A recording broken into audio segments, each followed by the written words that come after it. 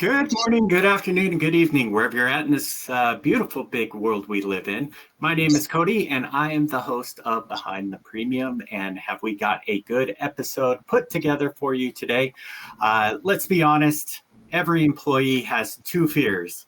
Once they hear that layoffs are coming, and the other thing is benefits are changing. So, as soon as you can get either one of those two phrases out of your mouth, majority of employees have already gone into flight or what is it, fight or flight mode, and it is they're not even listening to the rest of your question or your statement that you are working on, and those HR polished presentations are out the window because they're already thinking up of what should I be doing, where am I going to start looking, and how is this going to change my life.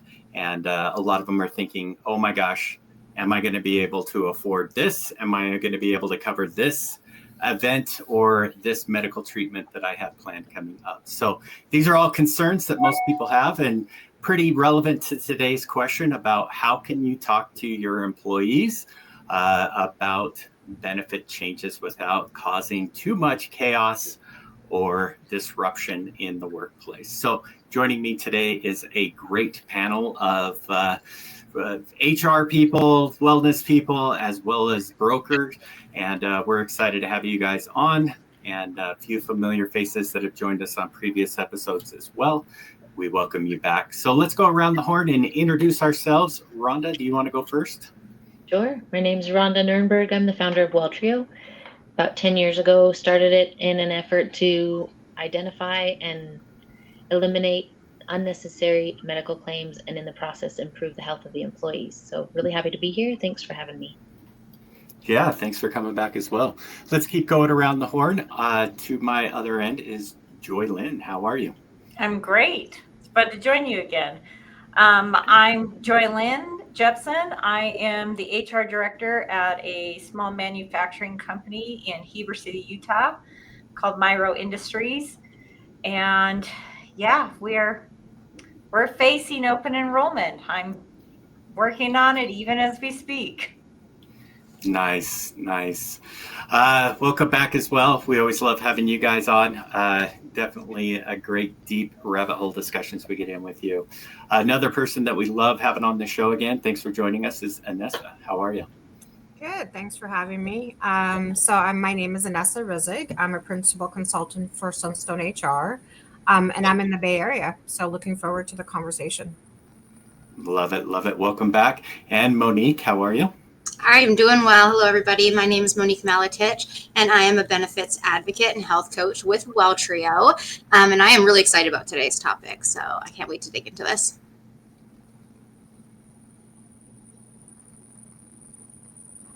I think it's your turn, John. Oh, great. Yeah. My name is John Knutson. I'm the owner of Knutson Benefits Group. I'm an insurance broker, and I've been doing this for 21 years now, for a long time. So I've got a lot of experiences and maybe some horror stories that we could get into about open enrollment's gone wrong. But yeah, it could be a tense moment when you're introducing changes, but also hoping we can get into how there's a better way to do it, Cody. So buckle up. We're going to get into some good stuff here in a minute, I think. Love it. I think that the big companies are trying to block us because my internet is going in and out. So if I pause, I appreciate you guys taking on the lead. Just keep the conversation going, and I will get back in as soon as I can. But I do have some conspiracy theories around that, but that's for another day. Definitely. So yeah, thanks everybody for joining. It's always great to have you guys on for these discussions. So with that being said, let's just kind of kick it off and let's just rip that Band-Aid right off. But I do, before we get too deep into the employees, I definitely want to hear from our HR people.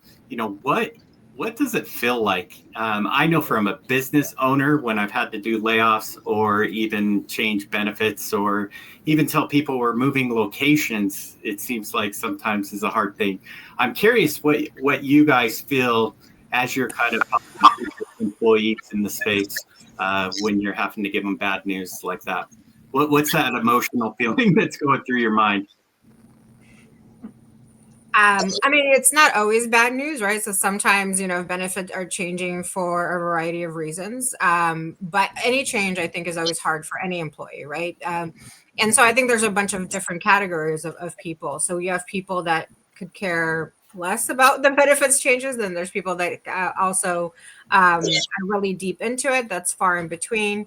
So it's really about kind of communicating out. And so for me as an HR professional, I would love to plan as far ahead as possible if these changes are happening. So I think I've said in other podcasts that's not always been a luxury for me. I've had things happen changes within 2 weeks of open enrollment to a month to actually sometimes longer, depending on the organization. So I think for me, it's really about thinking about the back end communication and what's the best way to capture the population and the culture of the organization. So knowing from an HR perspective, I also it's good for me to know my population. Do we have a lot of younger people and things along those lines? Joylyn? I know for me, it's, like Anessa said, sometimes it's good news.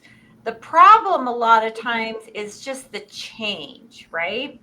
Do we have to go to a different place now to find my doctor? Do I have to change my doctor?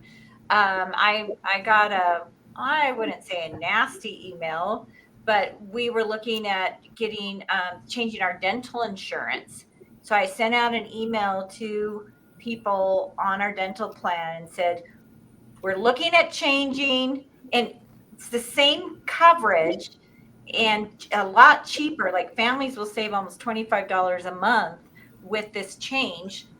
Said, but we're looking at changing. Please look at this, the dentist network to see if your dentist is on it. And everybody's coming back. My dentist is on it. My dentist is on it. And I got 2 employees who happen to go to the same dentist. And they both emailed me saying, I'm sick and tired of changing every year. I love my dentist. We don't want to switch, and they're not on it. Well, it turns out their dentist was on it. They just didn't know how to look for their dentist. But so even when it's a benefit in the long run, how do I search for my dentist? How do I search for my doctor, right? It's those changes are hard. And that's something we think about as we are looking at potentially making a change. Is whatever change we're looking at, is it worth it? And even there's been years we haven't made certain changes because we've made enough other changes that we don't want to blow everybody out of the water. So it can be hard. Yeah, that makes sense. That makes sense. I'm kind of curious. Let's kind of jump over to John. How is it talking to business owners? I mean, do you prep them? Do you give them how to speak to these changes? Or, I mean, I'm curious what it's like on your side of the thing.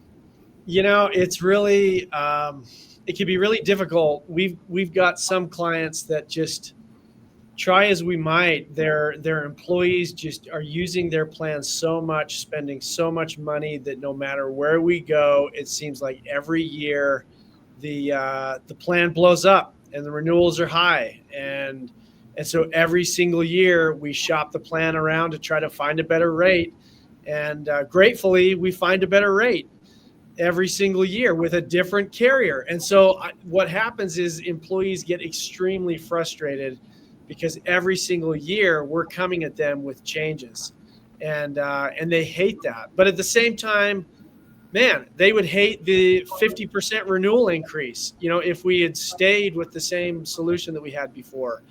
And so it kind of highlights the fact that we are addressing the wrong problem. That we think that what we need is a new insurance company, where in some cases that's not the case. The problem is the spending of healthcare. It's that our employees, we're just moving to a new company, but not changing the spending habits.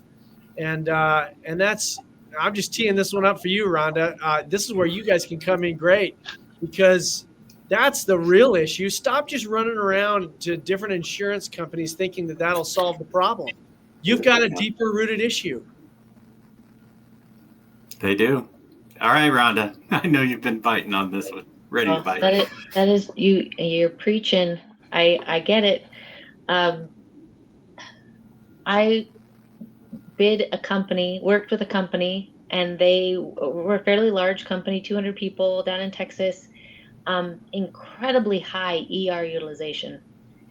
And they wanted to bring WellTrio in to address their ER utilization. And come to find out, the owner of the company is the investor in the freestanding ER clinics. So there was a conflict of interest to get his employees to not use the ER, because he was spending and making. So that was just that kind of cracked me up. Like, I'm going to come in and force your employees to find the right size care. And he's like, well, wait a minute. Those freestanding ERs don't do very well, because ERs are really just a funnel to get people into the hospital. ERs are always running at a loss. So he really needed his 200 employees to go into ER every time they had a problem. It's hard to give bad news. I learned to always find something that you can change that's positive and sandwich the bad news in between. This has changed, but look what we've added, is kind of what we try to do. It's hard. I actually love doing open enroll with employees. I know Monique and I often tag team it, and I love to watch Monique work as well. We get people excited about their benefits, because if they know how to use them and they know they have someone on their side to help them, it can be a good meeting.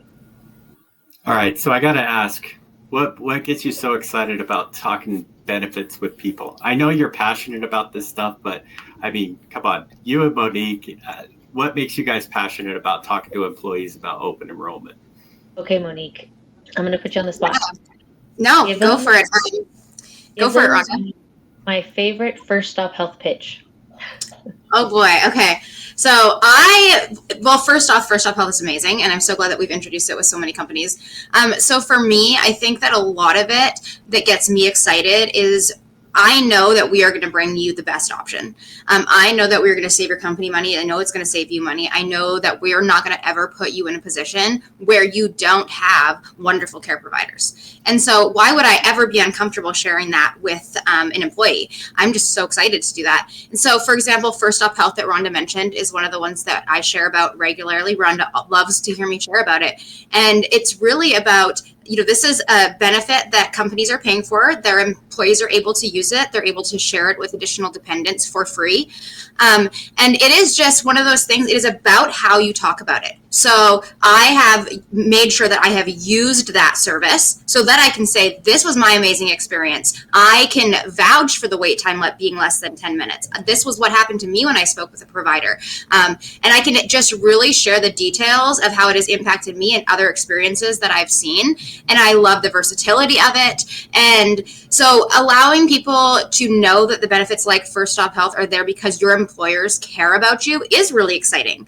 How could I not be excited to share that when your employers are giving you benefits that are just unbelievable, and I get to teach you how to utilize them? I was also going to add to Monique's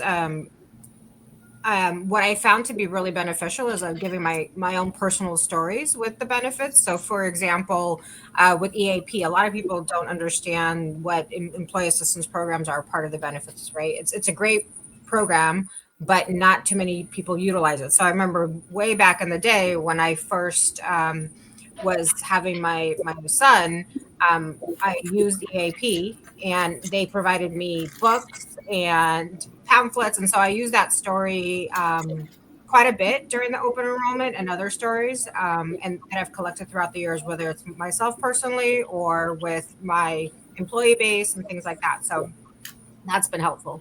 Yeah, it's all about the personal experience, how we talk about it. And to add to that, I think the language we use around discussing benefits, and that we have to understand them if we're going to be sharing them. We have to understand them really intimately. So I can give you personal experiences, pull out once I've talked to you and get to know you. Oh, you have little kids? This is going to save you driving to the urgent care. And you live in Utah where it's already starting to snow. Oh my gosh, this is going to save you so much time.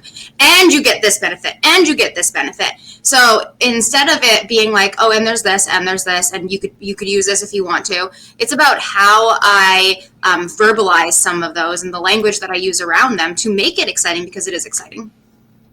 Makes sense. Rhonda, did you want to jump in? Oh, I just love listening to Monique talk about benefits. That's awesome. Joylyn, do you feel the same about benefit open enrollment as Rhonda and Anessa and Monique do? When I do know that how you present it makes a big difference. I used to work at another company that we had a sister company, and they were going from more of the traditional PPO plan to a high deductible plan. And they flew everyone to the headquarters in Houston, and we got all the information about it. And we were talking, explaining how the high deductible health plan works, how HSA work. This was probably about 10, 12 years ago. And so we come back to work to roll this out, and she'd been with the company longer, so they wanted her to conduct the open enrollment. And she gets up and she says, they're moving us over to a high deductible health plan. It's a horrible plan, and I don't know why anybody would get it, but this is what it is. And I was just sitting there going, oh my word. And it's really not a horrible health plan. And they were, because it was the first year, they were going to put a lot of money into people's HSAs to encourage that. But she approached it as, this is a horrible plan, and you're all going to hate it. I hate it. And there was no winning there. Are there some plans that are worse than others? Yes. And part of it is just because of the nature of most health insurance plans, right? But if we can really help employees understand how it's used, the way to use it in a way is exciting and approachable, right? Then it makes the world of difference. So, they say in the work world that employees don't quit a job, they quit their manager. Well, I think it's very similar in the HR world. If you're the employee's interface with their benefits. And so if you understand the benefits, you can really help them use their benefits, because we're paying good money for these benefits. So if you can help them be excited about it, understand how to use it, it makes a world of difference. That's awesome. Anybody else want to add in? Because she just definitely nailed one of my next questions that I had, so I can skip it, move on. But curious if anybody has anything they want to add to what she just said. Well, the only thing I would really add to this, and maybe this is your next question too, and I'll just steal all your questions before I get to them, but really personalizing the benefits. I mentioned this before. Do I know where you live? Why would you want to use this benefit over this one? And, getting to know your person. Does your employer offer a credit for gym utilization? Oh my gosh, where do you work out? Do you do yoga? And then I can be like, there's this really cool benefit. You're going to love this one, right? And so that's how you get people excited about benefits, is really knowing them and making it personal. What can I pull out of this benefits package that I am presenting to you that is going to be so exciting for you personally, not just the company as a whole, but what for you is so customizable within this that I can throw this out there and be like, look at this one for you. You just took my next Oh, question. sorry. Sorry. No, this is great because that just means that the conversation is healthy. It's moving along the way I wanted it to. So I'll just kind of throw out that question. And Monique, that was dead on. I think it was great. But the question I was going to ask is most employees don't fully understand their current benefits. How does the knowledge gap set them up for panic when changes do come, right? So I know there's a lot of people out there that can almost sense when layoffs are coming, when things are just too easy, they're about ready to change, something in life's going to change, and then they get that drop. But I think, Monique, you hit it right on the nose. Like getting people excited and educating them about their benefits is one way to kind of overcome that panic. But curious what anybody else has in regards to that question. Well, I think, go ahead, John. No, you first, Vanessa. You sure? Okay. Well, I was just going to say, so what I've been in multiple different industries. And so what I like to do is try to tackle it at all ends, right? So have the data behind it, have practical examples.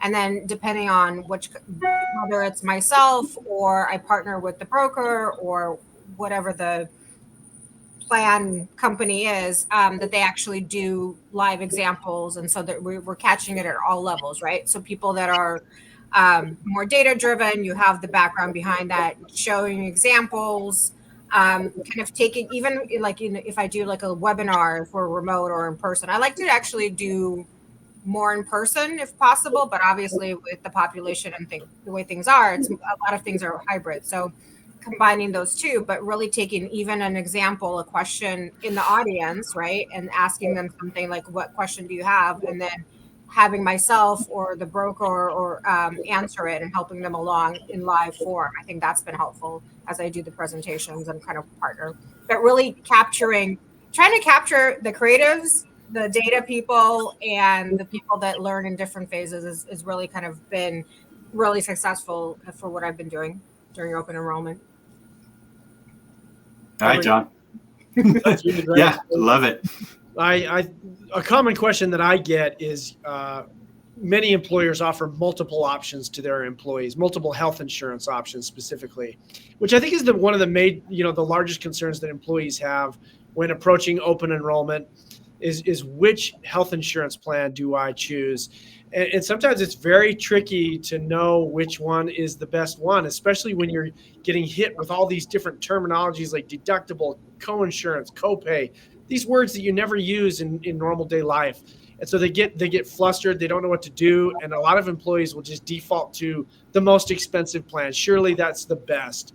Maybe I just do the best and I don't worry about it. Conversely, you've got some employees that just say, I just want the cheapest. And so they just go to the very cheapest plan because they're feeling tight on money and that's just what they're going to do. What I try to encourage people to do is to do the math, both the math of the premium differences and what you'd be facing on that side, but also as you begin to use the plan. What does it look like for hospitalization? What does it look like when you go to the doctor? What does it look like when you're filling a prescription?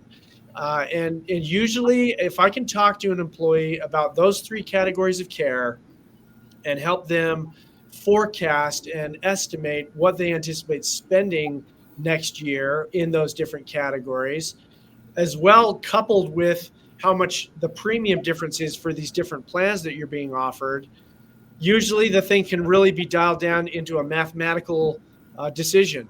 We don't need to use emotions of good, better, best. We can just look at the numbers and say, look, if this happens, then this is the best plan for you. If this other situation occurs, this is the best plan for you. And then when you lay it all out that way, employees now can move forward with a lot of confidence, knowing that this is the best option for me.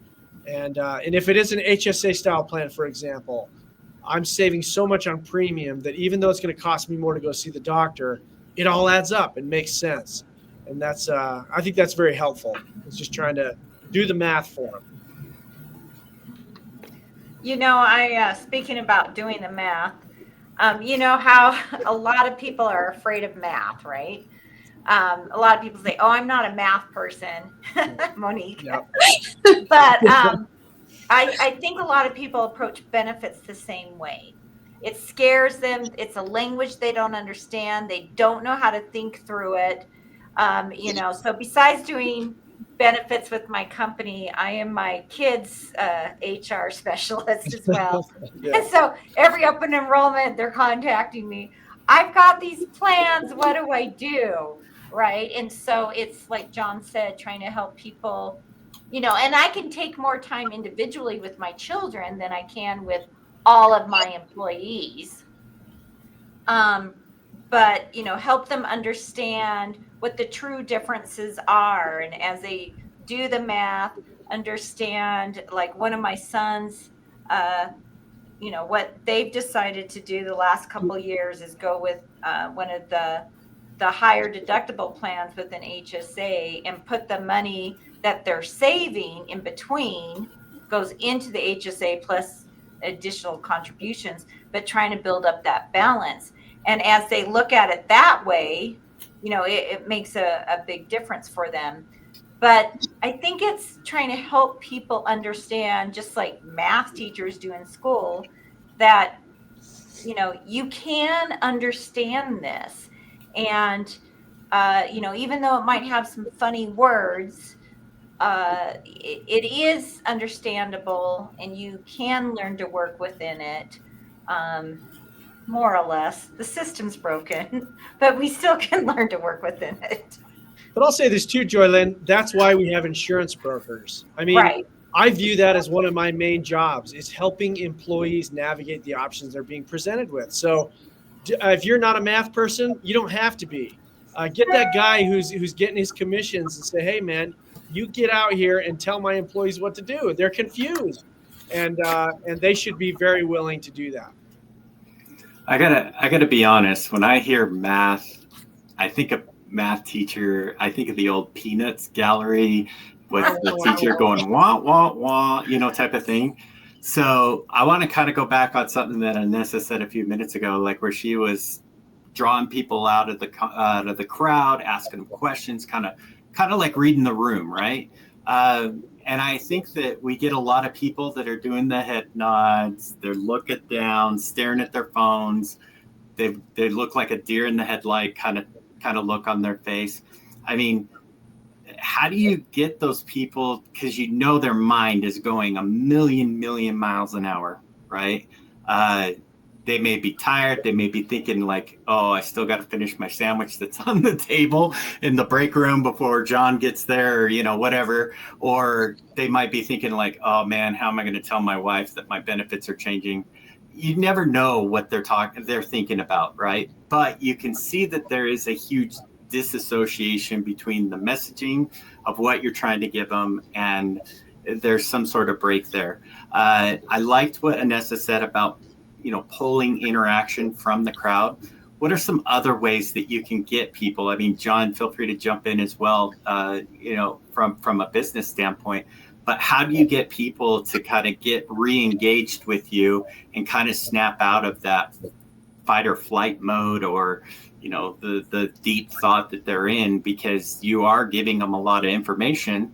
However, that can be even drinking from the fire hose, so to say, a lot of information that you're giving them up front. And if you're one HR person for many, you don't have the time to go through and sit down with them on a one-to-one basis. How do you get it? How do you educate them? I mean, I know from my own personal experience, it's a tough thing to overcome. One thing I've done the last couple years, I don't think I'm going to do it this year because I'm going to be taking a different approach, but I've actually embedded a Kahoots into my open enrollment, and they're playing for prizes. And so we'll go over like a different section, and then I'll ask questions that reinforce like the important parts, and I'll even put like crazy answers in there. Like once it was something like, if you need to do, I don't remember what it is. If you need to do this, what do you need to do? And one of the answers was bribe Joylyn with a Diet Coke, and just have fun with it, and be playing for prizes at the end. And I've had really good reception with that. I've also rewarded people for asking questions. Oh, you've asked a question. Here you go. And so, trying to make it so it's not just this fire hose, that there's some levity in between it. There are times that I'm in kind of a tricky place because I am not actually on my company's insurance. My husband's a school teacher. I'm on his insurance.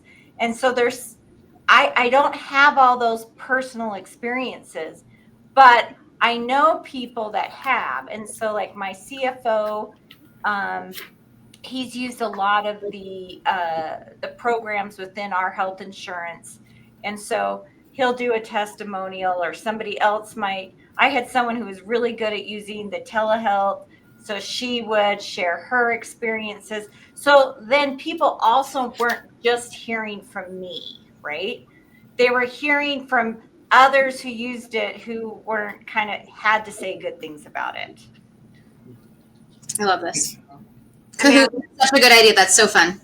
I mean, I would say the exact same thing. Like I've done trivia games and things along those lines and try to capture everybody. I mean, food's always a fun thing. People will come for the food and stay to listen, right? So that's like a lunch or a happy hour or something. Well, less of a happy hour, more of a lunch or late snack kind of situation.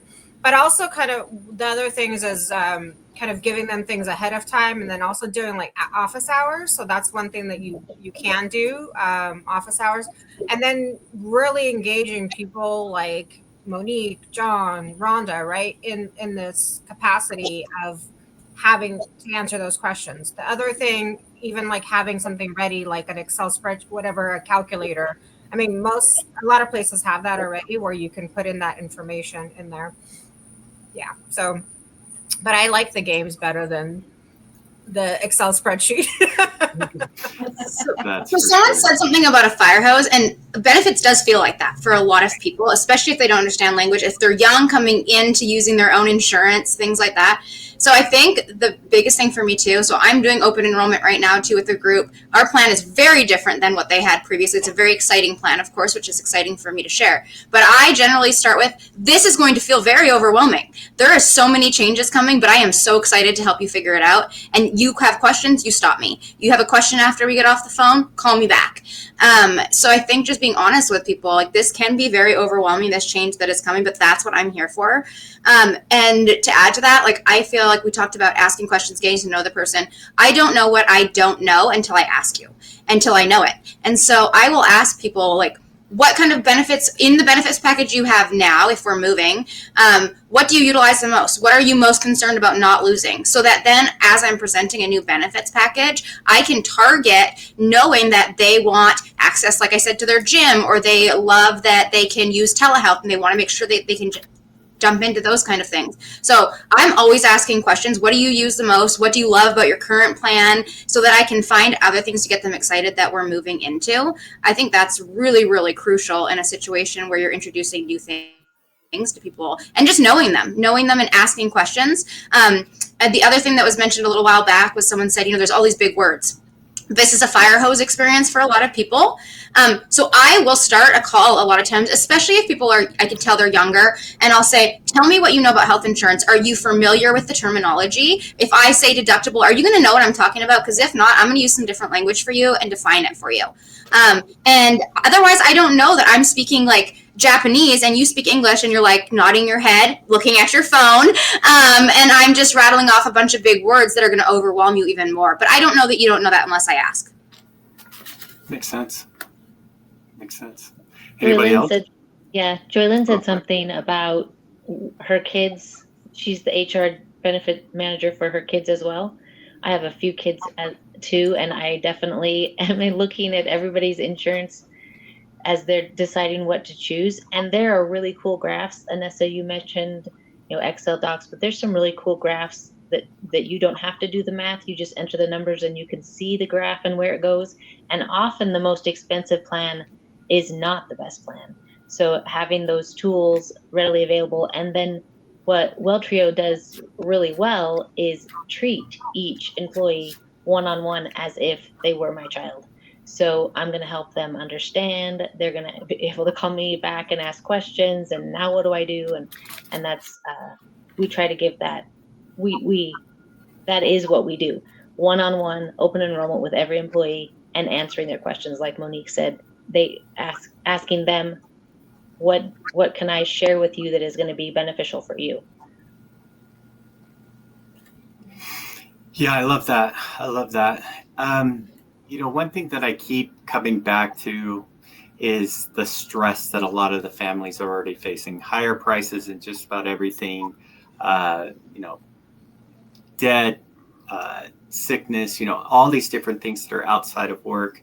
And it becomes really hard as a business owner to be able to understand the needs of every single employee. I mean, there's laws in place for that, to protect the employee medical history and personal information there. But I mean, how is it that you guys go about?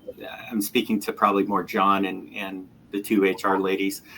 How do you guys go about like really taking into consideration the employee audience that you guys are really trying to work for when trying to find that? And I get that you guys are saying, hey, this is going to be a great plan for you, but how do you know that that is the best plan for them, especially where they're not talking, they're not saying anything, they're not coming to you on a regular basis like a priest saying their sins to you every week, right? I don't know, maybe some employees do, but hey, you know them better than others. But I'm curious, like, how do you really get into the meat on the bone to really figure out if this is truly a good plan for them? So I work with a small enough company that we can only offer one plan to our employees. And it is really hard because you're trying to find the one size fits all plan, right? And Mhm. we all know how well one size fits all.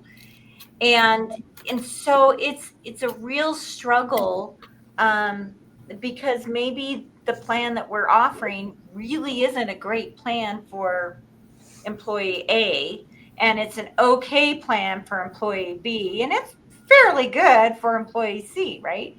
And it's really hard doing that. And there can be a whole other episode about why business is involved, but it's really hard because as a business, I'm picking a plan based on limited information, really, without knowing all of my employees' usage, right, and what they need. Even if I have usage information about past claims, you don't necessarily know what the future holds for them. And so it can be really hard, and sometimes you feel like you're trying to fit a square peg in a round hole, for some employees.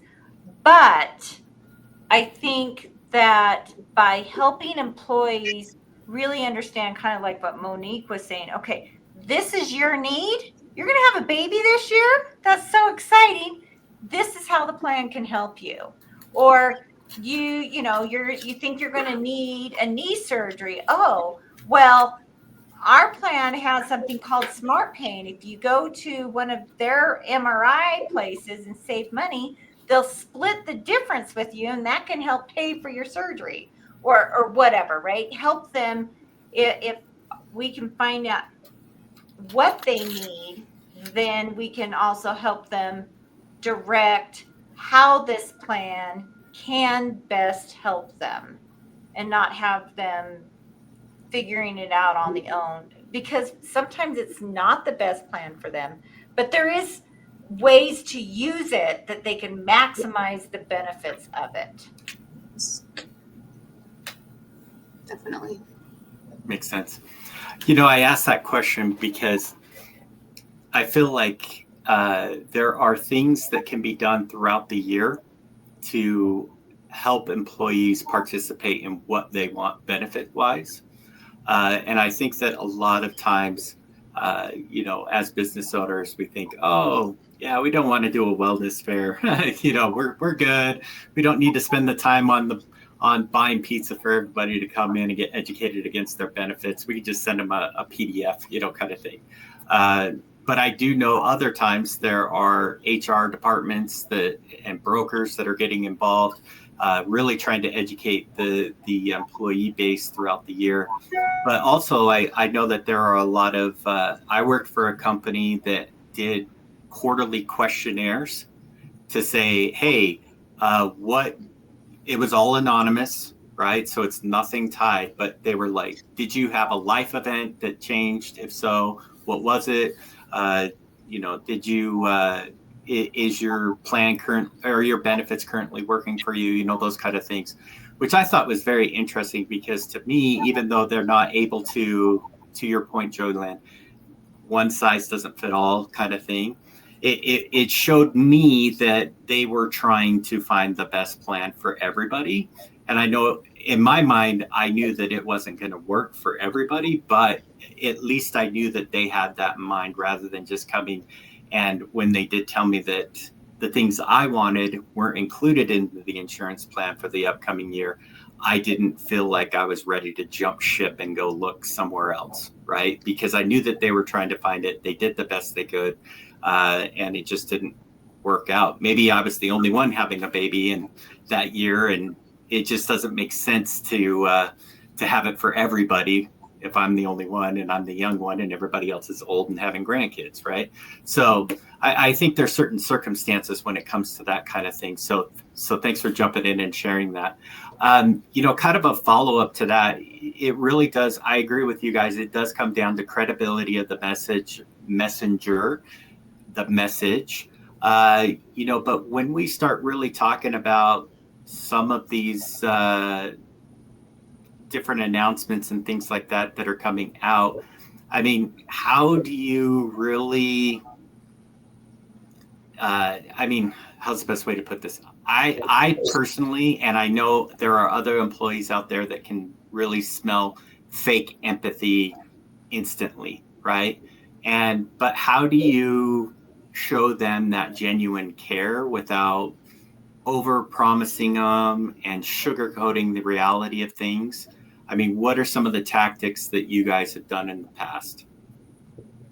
Well, I think that it's about the transparency of it, right? So, we're not going to go into the full details of exactly how much, what, and where, but basically, for example, go through the process. I got the information. I met with the CEO. I met with the finance people. And we went through, this is what I did in my last organization. We went through 5 different scenarios. We looked at our population and we chose the best scenario that would be, and very transparent, that would work for the employees and also work for the organization in a financial scope. So that's been one of the ways that the full transparency has been, I think, throughout my career has really worked.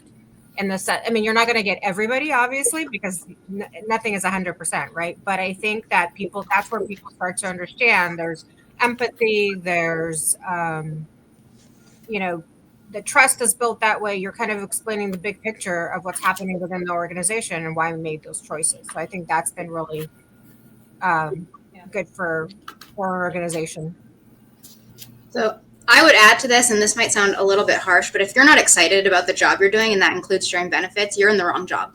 So if you are in HR and you don't want to discuss benefits, you need to reconsider your job.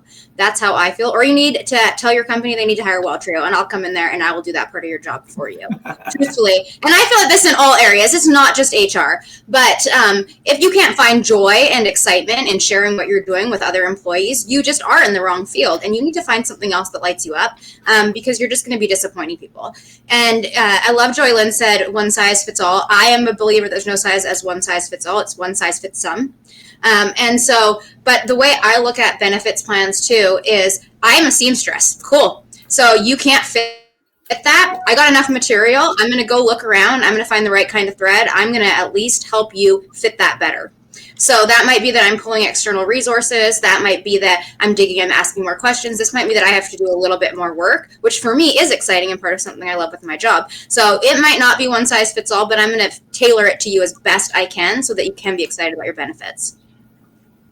that Yeah, I makes agree, total sense. Monique. It's really, and what you're saying about this is true, Cody, too. Like, you can't fake it, and so if you're not feeling it, if you can't, like, this stuff matters. So if you're not feeling it, if you can't put yourself in the shoes of your employees or the person you're talking to, man, like, get someone else that can, because that's so important. These people need guidance. They need help. And they're relying on you as the professional to do it. And you're right. You can't fake it.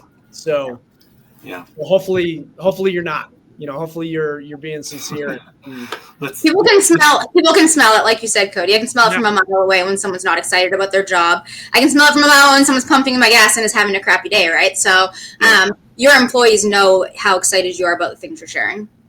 Yep. So, John, as a follow-up, I got to ask, I know that, sometimes business owners are just like, hey, HR department, take care of this. Tell the employees that things are changing, deal with the employees. How often do you get businesses or HR departments of your clients saying, I can't deal with this, answer this person's question, or come in and just kind of basically push the buck over to you to kind of be the savior of the benefits change? So I've had some kind of funny experiences over my 21 years of work. I've had the instances where the owner is just, you talk about not being able to fake it. The owner's just trying to save a buck, and he makes drastic decisions to the health plan and to other benefits and cuts all this stuff out, and he just kind of says, yeah, okay, you go out and just tell them. And I've had those meetings, and the employees, I've had some meetings where people are standing up out of their chair, pointing at me and yelling. I mean, this is like pitchforks and torches. And I'm like, whoa, like, don't shoot the messenger, like, there have been times where I have been thrown to the wolves, and it's not fun. So the better way to work is with owners that care, owners that are doing it the right way. Yes, they're delegating to me and to HR people to, get the message out. But yeah, it can be nasty, and so don't do that. If any business owners are listening in today, you got to care about this stuff, because it's not just dollars and cents. This is people's health. These are people's relationships with doctors and their health care. So please treat it seriously and give it the attention it deserves. No, I tell managers and I tell business owners all the time, if you don't care about your people, you don't care about your employees, they don't care about their job. Yeah. So you are going to get crappy employees. You're going to have high turnover. You're going to have poor work ethic. So until your employees know that you are going out on a limb because you care for them, they don't care about you. You're not going to get anything back from those employees in the long term. You're just wasting that small amount of money that you're trying to hold on to. So that intention is just, it's so false, and employers get themselves in a lot of trouble by not caring about their employees. Surveys are good, but they're very impersonal, right? They feel like they're going to make change, but in reality, they kind of get bundled up and they say, hey, here's the top things these people want to see, blah, blah, blah, right? This kind of a follow-up question for Monique and Rhonda. When you guys are talking to these employees specifically, you guys get to see them through a very raw lens, right? What kind of frustrations, what kind of things do you guys kind of see when these benefits change? It's not necessarily your responsibility to sell them on this wonderful business plan that they have, but I'm kind of curious your guys' position when it comes to that. Health insurance has changed so much. I've just been reading a book about health insurance. That's how geeked out I am on this stuff. You need help, Rhonda. This is not healthy. Hey, there's a group that meets every Wednesday at 4 p.m. Mountain Time to talk about this. So it was talking about the very first health insurance plan was Blue Cross. It was a hospital plan. It cost $6 a year. And then they eventually added a non-hospital plan, which was the Blue Shield. And the employers paid it. $6 a year. That has changed dramatically. The average employee pays $1,400 for their insurance for them and their family in 2025. And employers took the brunt of that increase for years, but they just simply can't anymore. And so they're pushing it off onto the employee and the government says, well, here's what percentage of their pay that you can charge them. And so then they're raising the deductibles, and the government determines what the cap of the max out of pocket is. And right now it's about $10,000. I don't have $10,000 sitting around that I can devote to healthcare, and stuff happens. That's why we have insurance. So this is real. I have literally had employees come in and say they had a hospital visit. They don't know what they owe. They don't even want to open the mail, literally not open the mail.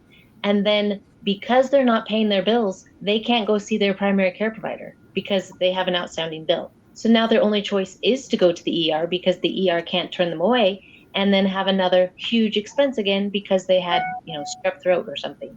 It's a mess.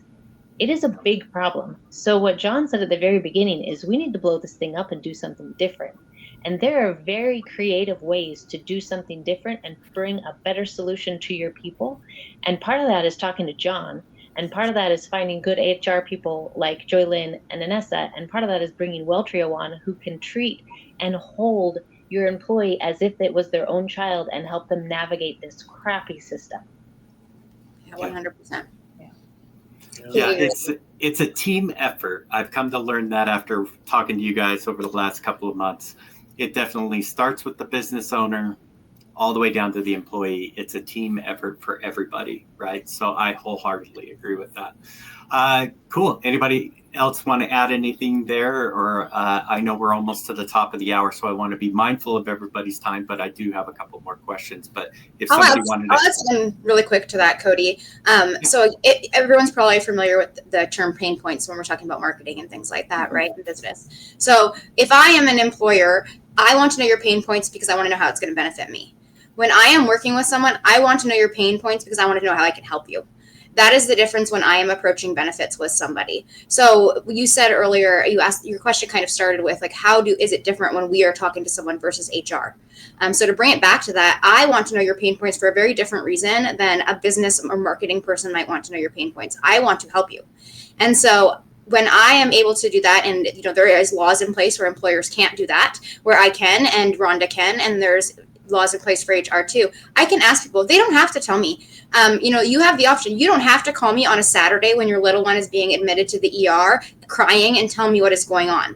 But if that is a pain point for you, I want you to, because I want to know how I can help you. I want to know how I can help your child. I want to make sure that you're not going to be in a position where you can't afford your groceries 2 weeks from now, like Rhonda was saying, because you have this huge bill and you're stressed out about it. So understanding people's pain points and the allowance that we have in our position with Weltrio is just a much more personal way than a survey. So that brings that question back around for you, Cody.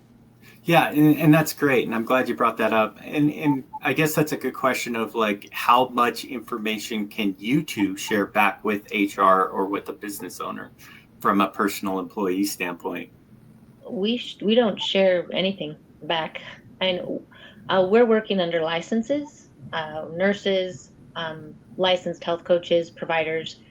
We have just a different kind of access to the employee, and they're a different level of their willingness to share. I was actually kind of shocked at the things that people would come and tell me, and because they trusted me, and I'm not going to. I value them and my license too much to go, you wouldn't believe what someone just said to me, we just have to hold that to the highest standard. And I think that that's an important thing for employees to understand, because I mean, a lot of them just don't go into their HR department and start buddy having a conversation with them. But it definitely sounds like you're become their clergy, therapist, and also best friend, which is cool, knowing that nothing will get back to their employer. So I think that's kind of important to kind of point out as well. And actually, Cody, they are sharing things with us in a way they can't even share it with their provider in most cases. Yes, 100%. And I know Monique can attest to that. As we reach the top of the hour, I'm going to jump off at 5, just so you know. Nope, that's great. That is great. So my last question is for you guys. We'll round this up really quick. You know,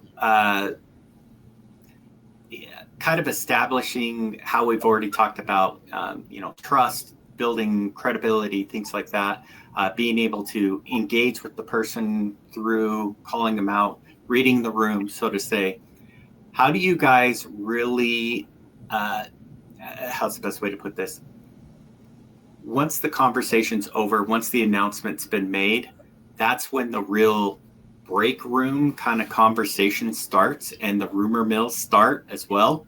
How do you stop that kind of mutiny or kind of FUD that keeps drumming around with the employees? I walk our shop floor afterwards. Oh, that's a good one. You know, and trying to make it not just so that people, you know, if they want, can come to me, but I'm out there. So I find too, when I'm out walking the shop floor, people will stop me. Oh, Joy Lynn, I have this question for you, right? And a lot of times when people see one employee talking to me and asking me questions, they'll start coming with more questions. And so kind of, you know, have the open enrollment meeting, let them kind of gel on the stuff for a day or two, and then you go walk the shop floor and the questions start coming. Being available. Yep, being available, showing you have an open door kind of policy, that's huge. Well, and also empowering. So, I mean, obviously, HR is the main point of contact for open enrollment in an organization and the benefits people, depending on how the company is structured, but also empowering the managers to say, like, if they're hearing things or if they might not be able to also answer the question, but at least collect the questions anonymously or not, and depending on what the situation is, and bringing it back so that we can address the questions, right? And so that's important to have like a teamwork kind of collaborative environment to have that happen, right? Because it's not just Jolyn and myself walking the floor. We need collaborators in this process also. We should get John out there walking the floor, baseball bat, saying, "Hey, do you have any questions?" Walking around just in case in some of these situations.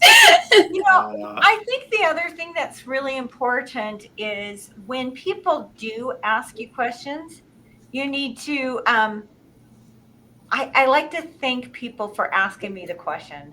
Oh, that's a really good question. I'm, you know, what am I trying to say? But, you know, sometimes people are afraid to ask questions because they think maybe that means that they're stupid or that they weren't listening. And so I always try to approach it when someone asks me a question, come to me with a concern. You know, I thank them for coming, for taking the time to ask the question, or even like, oh, I can see, especially if I'm getting several different questions around the same topic. Sometimes I'll maybe send out an email with a little clarification, you know, even like, I know I didn't do a great job of explaining this, so let me try it again. And making it so that people don't think I'm going to look down on them for asking a clarifying question. I like that. To add to the question. Oh, go ahead. Sorry, I had a lag, Cody. I was going to say, to add to the asking questions and you know, allowing them to ask questions. I ask people. I am a rah person. Like, I am 100% a rah person all the time. But I am also a realist, and so I know you hate something about the plan I just presented. What do you hate about the plan? Like, tell me what you hate. I want to know what is the most negative thing you took out of this presentation, because then I know how to address that. I know what I'm going to at least look for future in the benefits. Do I need to find a resource outside of your insurance offerings so that I can address what you are going to hate? Otherwise, you're going to be keeping that to yourself. You're going to be uncomfortable. You're not going to utilize the benefits to the best. So I want to know what you're unhappy with too. And I'm not going to sit there and be like, well, no, it's actually perfect. I'm going to be like, okay, I'm going to see what I can do to figure that out for you to help take a little bit off of you. And Cody, maybe just a little tease here too. I think a lot of what we've been talking about here today are frustrations that employees feel because their employer is tweaking the benefit. They're increasing deductibles. The costs are going up. Rhonda alluded to it a little bit. Maybe just a quick tease. I know we're about out of time here, but we are doing things differently. You don't have to do them the way that it's always been done anymore. Right. If you could just imagine a duck on the water, okay? The duck looks like he's just so calm and in control. Underneath the water, this duck is paddling like crazy. This is the imagery we try to operate under. When we work with employers with a health plan, we want the experience on the employee side to be smooth and easy. We don't want to change deductibles. We don't want to change premiums. We're going to keep everything the same. We're going to keep it reliable. We're never going to come in and change the networks. You have to get a different doctor or hospital all of a sudden. Meanwhile, we're busy at work every single year shopping your plan. The way that we do that is we get away from traditional insurance companies and help you to own your own health insurance plan. And when we do that, it's amazing things can happen, and reliable, consistent plan designs can be what your employees rely on. And so you don't get the complaints. I don't show up anymore as the broker where, oh no, he's going to make me change my doctor and prices are going up. We're controlling this thing, and we're doing it in a different way. And that's music to the ears of the employees. Let's just get ahead of it all together. Stop the complaints from ever happening, because now we're gonna manage your plan better. Here's something to think about. I honestly feel that employees have a hard time coming to HR or even the owner of the company to talk about needs, talk about changes, talk about things like that. Because to use your analogy, John, they see this duck that's just sitting perfectly on the pond. They don't see the feet underneath. They're like, oh my gosh, I'm going 150 miles an hour. All they see is this perfect duck that they don't want to disrupt and have fly off, right? Because at the end of the day, they don't want to rock the boat, because let's be honest, in today's economy, having a job is a real benefit in life. There are so many people that don't have benefits and don't have a job. And so the thought of them losing it and losing their insurance is a big thing to them. So I'm coming at it from a different angle, but I totally agree with what you say. And I think that the sooner businesses can get on the same page with including their employees with open door policies, allowing them to feel comfortable coming in and talking. A lot of it has to do with the environment that they create for their employees.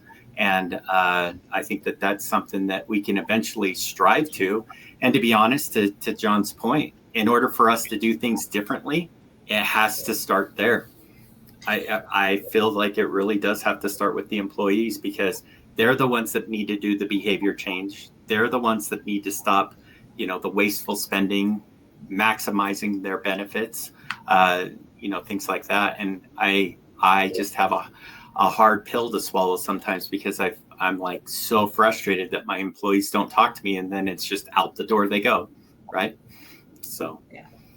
I know that we're oversold. If I could just add one thing to this, that's a really good example of how I see that play out, Cody. Mental health diagnosis. If I am a newer employee, I just found out I'm diagnosed with bipolar.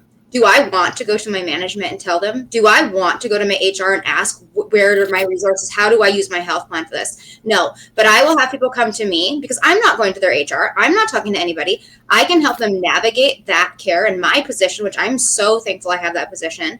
I can help you navigate care, find your providers, tell you how we're going to support you. Your insurance, your company does not need to know, and they don't frankly deserve to know your mental health status unless you decide you want to share it. And so that's a great example of where someone can come to me and I can help navigate their care, because I know their plan intimately, so that it doesn't feel like I have to expose this side of me at work and risk potentially being looked at different or judged if I take a sick day, etc. Wholeheartedly agree. Amen. Amen, sister. I love that. Amen. All right. So we're at the top of the hour. Does anybody want to add anything to that before we close this out?